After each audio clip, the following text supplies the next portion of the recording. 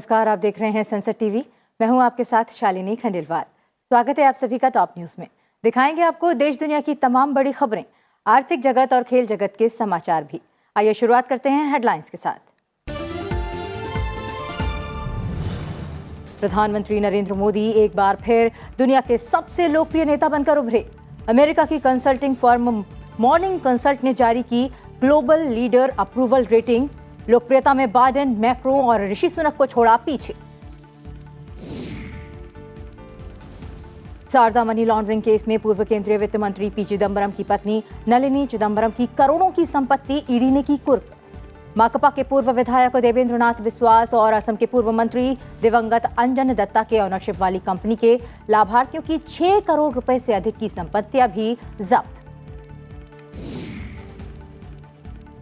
अमेरिकी आसमान पर चीनी गुब्बारा दिखने के बाद विदेश मंत्री एंटनी ब्लिंकन ने किया चीन का दौरा रद्द। चीन ने यात्रा रद्द होने को बताया दुर्भाग्यपूर्ण, कहा तथ्यों के बिना आरोप न लगाए अमेरिका। G20 की पहली सस्टेनेबल फाइनेंस वर्किंग ग्रुप बैठक संपन्न। जलवायु परिवर्तन से निपटने और खामियों को दूर करके क्षमता निर्माण के लिए मौद्रिक और तकनीक दोनों तरह के सतत संसाधनों की आवश्यकता पर दिया गया जोर। और बीसीसीआई सचिव जयंत शाह का बयान, भारतीय टीम नहीं जाएगी पाकिस्तान। एशिया कप 2023 पाकिस्तान में कराने या न कराने पर आज बहरीन में एसीसी की महत्वपूर्ण बैठक।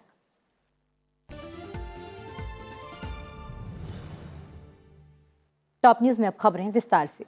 वित्त मंत्री निर्मला सीतारमण ने शुक्रवार को भाजपा सांसदों को 2023-24 के केंद्रीय बजट की प्रमुख विशेषताओं के बारे में जानकारी दी और कहा कि ये मध्यम वर्ग, महिलाओं और बुजुर्गों के लिए लाभ के साथ एक समावेशी बजट है।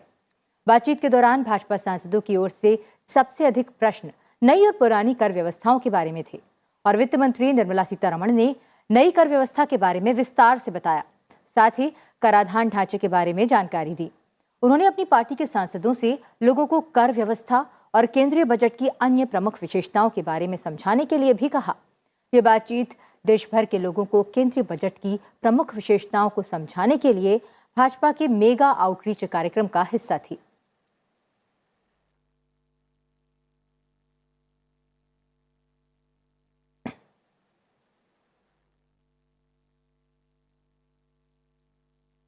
प्रधानमंत्री नरेंद्र मोदी एक बार फिर दुनिया के सबसे लोकप्रिय नेता बनकर उभरे हैं। अमेरिका की एक कंसल्टिंग फर्म मॉर्निंग कंसल्ट द्वारा जारी ग्लोबल लीडर अप्रूवल रेटिंग में ये बात सामने आई है। प्रधानमंत्री नरेंद्र मोदी ने नवीनतम रेटिंग के अनुसार लोकप्रियता के मामले में दुनिया के नेताओं को पीछे छोड़ दिया है। इन नेताओं में अमेरिकी राष्ट्रपति जो बाइडेन, फ्रांस के राष्ट्रपति इमैनुअल मैक्रों और ब्रिटेन के प्रधानमंत्री ऋषि सुनक भी शामिल हैं। प्रधानमंत्री नरेंद्र मोदी 78% की अनुमोदन रेटिंग के साथ दुनिया के सबसे लोकप्रिय नेता के रूप में उभरे हैं।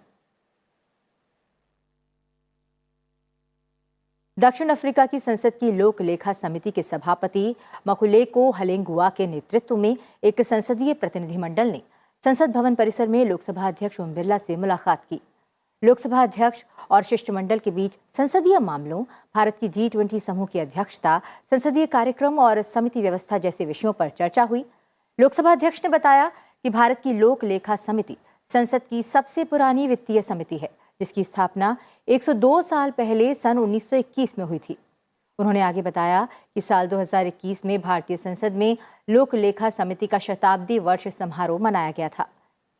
इस अवसर पर लोक लेखा समिति के सभापति अधीर रंजन चौधरी भी मौजूद रहे।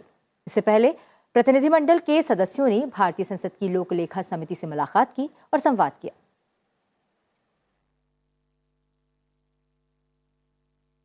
कंबोडियाई सेना के कमांडर लेफ्टिनेंट जनरल हुन मानेट ने शुक्रवार को उपराष्ट्रपति जगदीप धनखड़, रक्षा मंत्री राजनाथ सिंह, विदेश मंत्री डॉक्टर एस जयशंकर और थल सेना प्रमुख जनरल मनोज पांडे से मुलाकात की।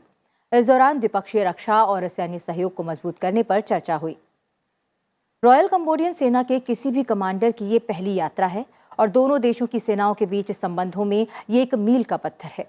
लेफ्टिनेंट जनरल मानेट के साथ अपनी बातचीत में जनरल पांडे ने रॉयल कंबोडियन सेना के लिए अनुकूलित प्रशिक्षण मॉड्यूल की पेशकश करते हुए कंबोडिया को भारत के समर्थन की फिर से पुष्टि की, जबकि कंबोडियाई अधिकारी ने कंबोडिया में दोनों पक्षों के बीच पहली स्टाफ वार्ता के आयोजन के कार्यक्रम की घोषणा की।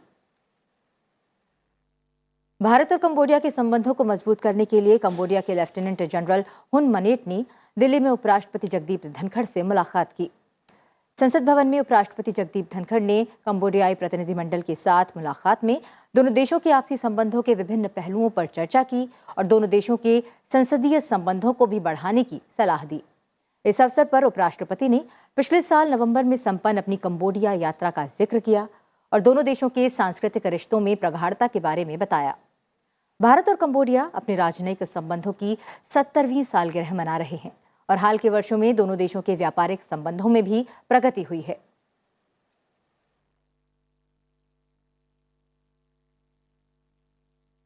उपराष्ट्रपति जगदीप धनखड़ ने हरियाणा के फरीदाबाद में 36वें अंतर्राष्ट्रीय सूरजकुंड शिल्प मेले का उद्घाटन किया। इस मौके पर उन्होंने कहा कि भारतीय अर्थव्यवस्था तेजी से आगे बढ़ रही है। उपराष्ट्रपति ने कहा कि हजारों साल के इतिहास में भारत ने विस्तारवाद में कभी विश्वास नहीं किया। आज भारत दुनिया में सबसे तेजी से बढ़ती वैश्विक अर्थव्यवस्था है। हमारे उदय में शिल्पकारों का अहम योगदान है। 3 फरवरी से शुरू हुआ ये मेला 19 फरवरी तक चलेगा। इसमें सहभागी राष्ट्र के नाते से एससीओ की भागीदारी है। थीम राज्य के तौर पर उत्तर पूर्व के सभी प्रदेश हैं। शिल्प मेला भारत भर के हजारों शिल्पकारों को अपनी कला और उत्पादों को एक बड़े दर्शक वर्ग के सामने प्रदर्शित करने में मदद करता है। उपराष्ट्रपति ने कहा कि इस प्रकार से ये मेला भारत के विरासत शिल्प को पुनर्जीवित करने में भी मदद करता है। विश्व की सबसे बड़ी संस्थाएं क्या कह रही हैं? India is the brightest spot of opportunity and investment amongst the major economies of the world. पहली बार we are seeing an India, the rise of which is unstoppable. पहली बार हम एक देश को देख रहे हैं जहां हर आदमी को अपनी प्रतिभा दिखाने का पूरा मौका मिल रहा है और इससे किसी भी परिस्थिति में आर्टिजन्स दूर नहीं है। जम्मू और कश्मीर के पुलिस प्रमुख ने कहा है कि पाकिस्तान अपने प्रायोजित तत्वों के माध्यम से केंद्र शासित प्रदेश में व्याप्त भाईचारे और सांप्रदायिक सद्भाव को बिगाड़ने के लिए निर्दोष लोगों को निशाना बना रहा है। जम्मू और कश्मीर के पुलिस प्रमुख दिलबाग सिंह ने कहा कि जम्मू कश्मीर पुलिस की सर्वोच्च प्राथमिकता लोगों की सुरक्षा रही है और आगे भी रहेगी। राजौरी के सीमावर्ती जिले में सुरक्षा परिदृश्य की समीक्षा के लिए एक उच्च स्तरीय बैठक की अध्यक्षता करते हुए पुलिस महानिदेशक ने कहा, हमें सार्वजनिक व्यवस्था को किसी भी तरह के नुकसान से बचाने के लिए अधिक सतर्क रहना होगा। विशेष महानिदेशक सीआईडी आर स्वैन और जम्मू जोन के अतिरिक्त पुलिस महानिदेशक मुकेश सिंह के साथ पुलिस प्रमुख ने राजौरी का दौरा किया, जहां आतंकवादियों ने पिछले महीने की शुरुआत में धंगरी गांव में एक हमले में 7 ग्रामीणों की हत्या कर दी थी और 14 अन्य को घायल कर दिया था। सुरक्षा बलों ने जम्मू कश्मीर के कुलगाम जिले में जैश ए मोहम्मद के एक मॉड्यूल का भंडाफोड़ कर उसके 6 सक्रिय सदस्यों को गिरफ्तार किया है। उनके ठिकानों से हथियारों और गोला बारूद का जखीरा बरामद किया गया है। जैश से जुड़े 6 लोगों को दक्षिण कश्मीर जिले में चलाए जा रहे एक आतंकवाद निरोधी अभियान के दौरान गिरफ्तार किया गया। जैश के गिरफ्तार सदस्यों द्वारा किए गए खुलासों के आधार पर उनके ठिकानों से एक पिस्तौल, AK राइफल की 10 मैगजीन, AK राइफल के कई कारतूस और वायरलेस सेट बरामद किए गए हैं। राज्य अन्वेषण एजेंसी ने जम्मू कश्मीर की राजधानी श्रीनगर में आतंकवाद के वित्त पोषण से जुड़े मामले में कई स्थानों पर छापेमारी की है। SIA के अधिकारियों ने श्रीनगर के परिमपुरा, जवाहर नगर, नाटीपुर, चनापुरा, बुलबुल बाग और कमरवारी इलाकों में छापेमारी की। ये छापे आतंकवाद के वित्त पोषण से जुड़े मामले की जांच के सिलसिले में किए गए।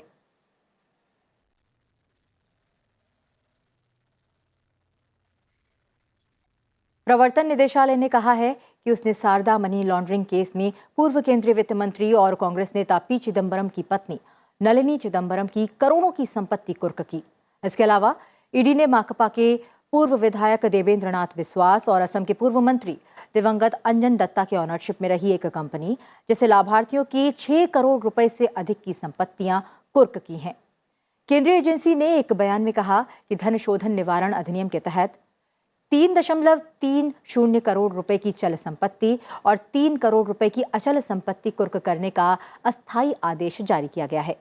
इन संपत्तियों पर शारदा समूह और अन्य लोगों का मालिकाना हक था।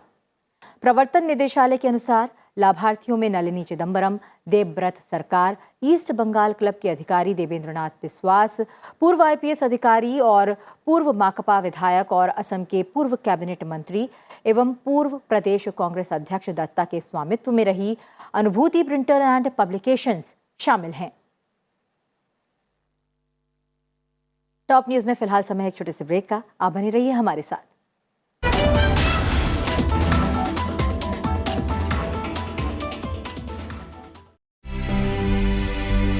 We will focus on India's leadership in digital public goods. We have always thought of designing for scale, to design it at a low cost. We designed with a mobile first and a privacy first strategy. What it has achieved doing in India is to make that $100 reach the $100 to the poor. That is making that revenue 6 times more effective.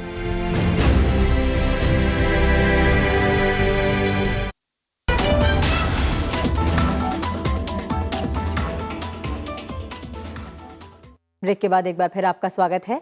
अब नजर आज की top 10 खबरों पर। केंद्रीय गृह मंत्री अमित शाह आज झारखंड में विजय संकल्प रैली में शामिल होंगे और इफ्को नैनो यूरिया प्लांट की आधारशिला रखेंगे। झारखंड के देवघर की अपनी यात्रा के दौरान वे रामकृष्ण मिशन स्कूल के शताब्दी समारोह में भी शामिल होंगे और बाबा वैद्यनाथ मंदिर में पूजा अर्चना करेंगे। विदेश राज्य मंत्री वी मुरलीधरन आज होने वाले श्रीलंका के 75वें स्वतंत्रता दिवस समारोह में भारत का प्रतिनिधित्व करेंगे। इस यात्रा के दौरान वे राष्ट्रपति रानिल विक्रमसिंघे और विदेश मंत्री अली साबरी के साथ द्विपक्षीय बैठक करेंगे। दिल्ली की एक अदालत ने कहा है कि जांच एजेंसियां अपनी सनक और मनमर्जी के मुताबिक काम नहीं कर सकती हैं और अदालतों के पास शक्तियों के किसी भी दुरुपयोग को रोकने के लिए पर्याप्त शक्ति है। अदालत ने यह भी कहा कि वरिष्ठ पुलिस अधिकारियों से उम्मीद की जाती है कि वे जांच अधिकारियों के स्पष्ट रूप से अनुचित आचरण को उचित ठहराने के बजाय जांच तंत्र में सुधार करेंगे। इलाहाबाद उच्च न्यायालय की लखनऊ खंडपीठ ने एक महत्वपूर्ण फैसले में अनुसूचित जाति जनजाति अधिनियम के प्रावधानों को स्पष्ट करते हुए कहा है कि उक्त अधिनियम के तहत दर्ज मामलों में विवेचना अधिकारी के लिए यह अनिवार्य नहीं है कि वो हर मामले में आरोप पत्र ही दाखिल करे। अदालत ने कहा कि जहां साक्ष्यों के आधार पर उक्त अधिनियम के तहत मामला बन रहा हो, उन्हीं मामलों में आरोप पत्र दाखिल किया जा सकता है। सुप्रीम कोर्ट ने 2002 के गुजरात दंगों पर आधारित बीबीसी के वृत्तचित्र को प्रतिबंधित करने के फैसले को चुनौती देने वाली याचिकाओं पर केंद्र सरकार से जवाब तलब किया है। मामले में अगली सुनवाई अप्रैल में होगी। उत्तर प्रदेश विधान परिषद की 5 सीटों के लिए हुए चुनाव के नतीजे घोषित कर दिए गए हैं। 4 सीटें सत्तारूढ़ बीजेपी के खाते में गई हैं, जबकि 1 सीट पर निर्दलीय ने जीत दर्ज की है। नागालैंड की सबसे पुरानी क्षेत्रीय राजनीतिक पार्टी नगा पीपुल्स फ्रंट ने शुक्रवार को इस पूर्वोत्तर राज्य की 60 सदस्यीय विधानसभा के आगामी चुनाव के लिए अपने 16 उम्मीदवारों की पहली सूची जारी कर दी है। सूची में एनपीएफ विधायक दल के नेता कुझोलुजो नीनू जैसे मौजूदा विधायक और ओटिंग के अंग तवांग कोन्याक जैसे नए विधायक भी शामिल हैं। कर्नाटक में भारतीय जनता पार्टी आज अपनी विशेष कार्यकारिणी की बैठक के दौरान आगामी विधानसभा चुनाव पर मंथन करेगी। बैठक में भाजपा के शीर्ष नेता मुख्यमंत्री बसवराज बोम्मई, पूर्व मुख्यमंत्री बीएस येदियुरप्पा, भाजपा के राष्ट्रीय महासचिव बीएल संतोष, भाजपा के राष्ट्रीय महासचिव और कर्नाटक प्रभारी अरुण सिंह और भाजपा के प्रदेश अध्यक्ष नलिन कुमार कटील शिरकत करेंगे।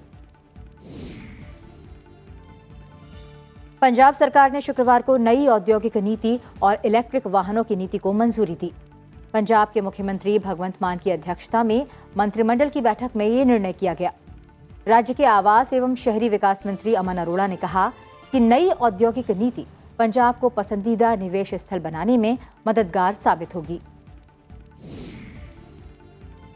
और पंजाब सरकार की शुक्रवार को हुई कैबिनेट बैठक में बड़े फैसले लिए गए।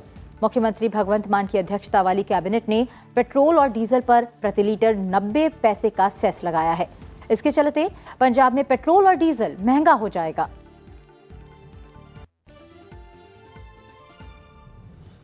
टॉप 10 खबरों के बाद अब नजर अंतर्राष्ट्रीय खबरों पर।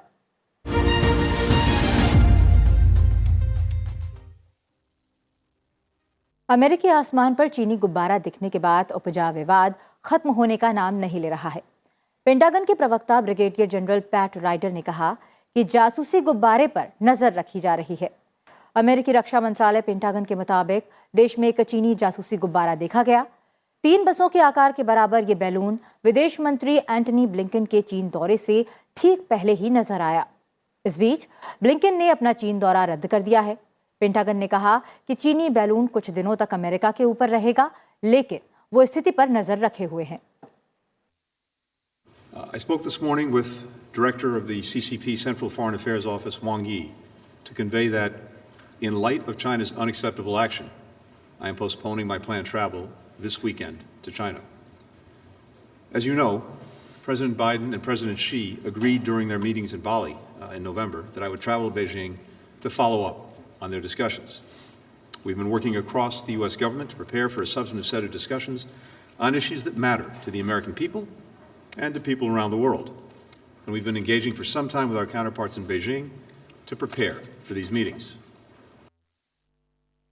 वहीं इस पूरे मुद्दे पर चीन ने कहा कि ये गुब्बारा रास्ता भटक गया था। इसके साथ ही चीन ने इस मुद्दे पर शांति बरतने की अपील की है। चीन ने अमेरिका के विदेश मंत्री एंटनी ब्लिंकन की अगले सप्ताह होने वाली चीन की यात्रा का रद्द होना दुर्भाग्यपूर्ण बताया है। चिली के जंगल में आग लगने से कोहराम मच गया है। जंगल में तेजी से फैली आग की चपेट में आने से करीब 13 लोगों की मौत हो गई। आग से करीब 100 घर पूरी तरह से प्रभावित हो चुके हैं। इतना ही नहीं, आग के कारण करीब 29,000 हेक्टेयर जंगल भी नष्ट हो गए हैं। चिली सरकार ने स्थिति को देखते हुए कई मध्य दक्षिणी क्षेत्रों में आपदा घोषित कर दी है।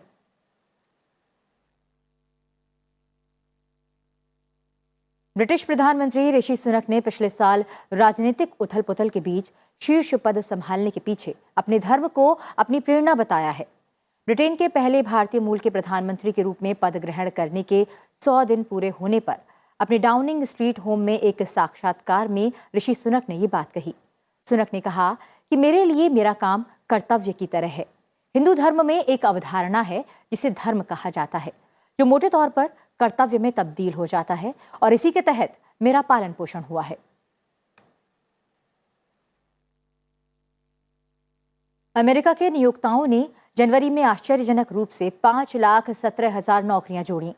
मंदी और महंगाई के बीच आश्चर्यजनक रूप से ये मजबूती दिखी है।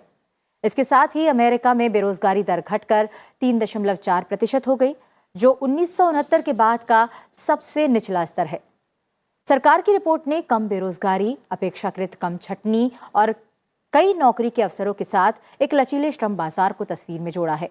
ये खबर ऐसे वक्त पर आई है जब अधिकांश अर्थशास्त्री मंदी के करीब आने की उम्मीद कर रहे थे। हालांकि ये खबर श्रमिकों के लिए अच्छी है, क्योंकि नियोक्ताओं की श्रम की स्थिर मांग ने भी वेतन वृद्धि में तेजी लाने में मदद की है।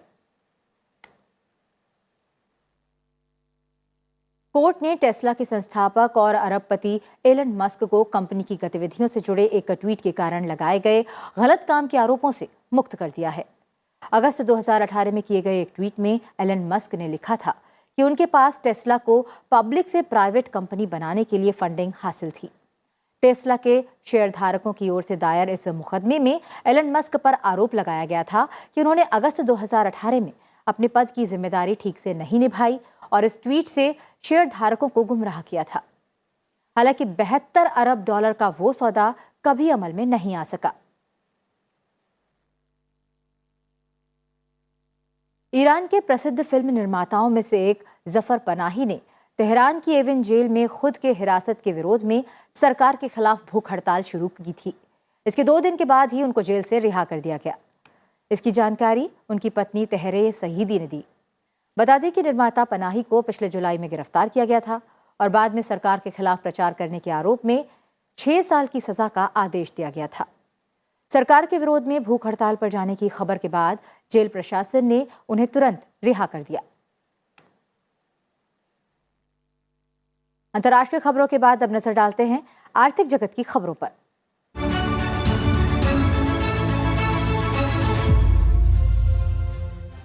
G20 की पहली sustainable finance working group SFWG की बैठक में जलवायु परिवर्तन से निपटने और खामियों को दूर करके क्षमता निर्माण के लिए मौद्रिक और तकनीक दोनों तरह के सतत संसाधनों की आवश्यकता पर जोर दिया गया।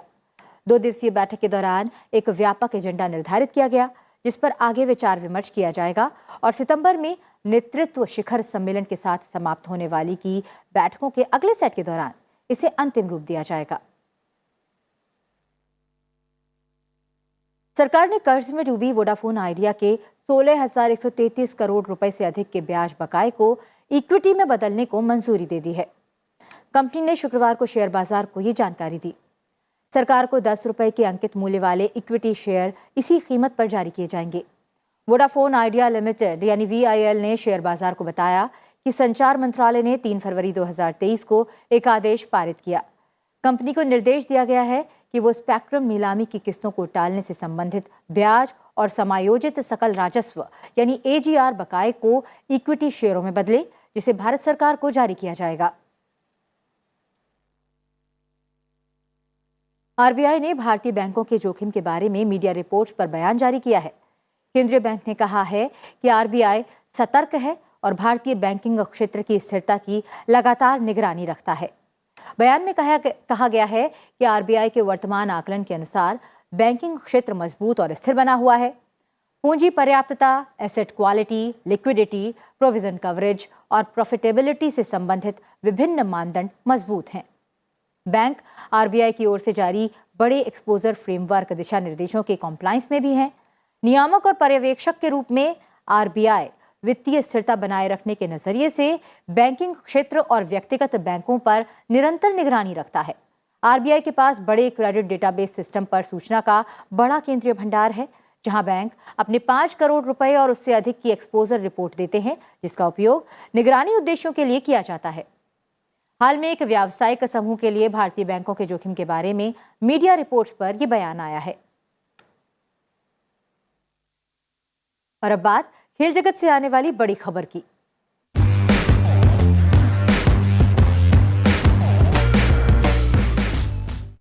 भारतीय क्रिकेट बोर्ड के सचिव जय शाह बहरीन के लिए रवाना हो गए हैं।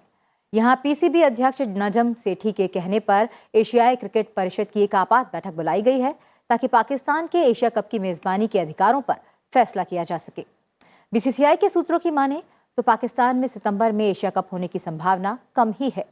अगर ऐसा होता भी है तो टूर्नामेंट को या तो UAE में स्थानांतरित कर दिया जाएगा, जिसमें PCB मेजबानी के अधिकार को बरकरार रखेगा, या फिर इसे श्रीलंका में आयोजित किया जाएगा।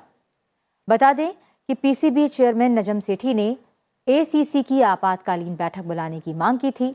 इस मांग को ACC अध्यक्ष ने मान लिया था। आज बहरीन में ACC की बैठक होगी। जय शाह और PCB अध्यक्ष दोनों इस बैठक में मौजूद रहेंगे। टॉप न्यूज में फिलहाल इतना ही। जाते जाते आपको छोड़ जाते हैं आज के दिन यानी 4 फरवरी से जुड़े इतिहास के साथ। आप देखते रहिए संसद टीवी। मुझे दीजिए आज्ञा। नमस्कार। 4 फरवरी साल 1922 को चौरी चौरा कांड की घटना हुई। यह घटना स्वतंत्रता पूर्व उत्तर प्रदेश में गोरखपुर जिले के चौरी चौरा नामक स्थान पर हुई। इस घटना में असहयोग आंदोलन में भाग लेने वाले प्रदर्शनकारियों का एक बड़ा समूह पुलिस के साथ भिड़ गया। जवाबी कार्रवाई में प्रदर्शनकारियों ने हमला किया और एक पुलिस स्टेशन में आग लगा दी। इस घटना के कारण 3 नागरिकों और 23 पुलिसकर्मियों की मृत्यु हुई। इस घटना के बाद महात्मा गांधी ने असहयोग आंदोलन वापस ले लिया। चौरी चौरा दरअसल 2 अलग अलग गांवों के नाम थे। रेलवे के एक ट्रैफिक मैनेजर ने इन गांवों का नाम एक साथ किया था। बाद में भारतीय रेलवे ने 2 ट्रेन भी चौरी चौरा के शहीदों के नाम से चलवाई। इन ट्रेनों के नाम हैं शहीद एक्सप्रेस और चौरी चौरा एक्सप्रेस। 4 फरवरी साल 1974 को सत्येंद्र नाथ बोस का निधन हुआ। बोस एक महान भारतीय गणितज्ञ और भौतिक शास्त्री थे। भौतिक शास्त्र में 2 प्रकार के अणु माने जाते हैं, बोसोन और फर्मियोन। इनमें से बोसोन सत्येंद्र नाथ बोस के नाम पर ही है।